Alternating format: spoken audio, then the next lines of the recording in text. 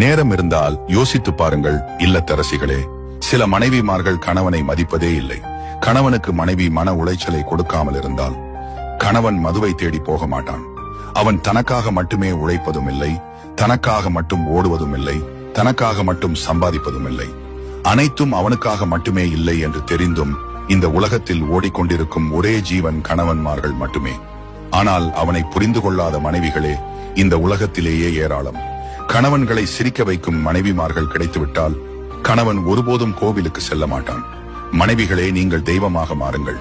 நீங்கள் சிரித்தால் தான் அவன் சிரிப்பான். உன் அன்பே அவனுக்கு கோவில், உன் வார்த்தைகள் தான் அவனுக்கு வழிகாட்டு விளக்கு. மனைவிகள் தெய்வமாக மாறினால் இந்த உலகம் ஒரு சொர்க்கம்தான். காரணமே இல்லாமல் கோபித்துக் கொள்ளாமல் சிறிது நேரம் உங்கள் கணவர் சொல்லும் வார்த்தைகளை காது கொடுத்து கேளுங்கள். அதுவே அவனுக்கு பெரிய வரம். உங்க கோபத்திற்கு தீர்வு கிடைக்கும். வாழ்க்கை என்பது ஒற்றுமையோட வாழ்வதற்கே. ஒருவருக்கொருவர் விட்டுக் கொடுத்து வாழுங்கள். நன்றி.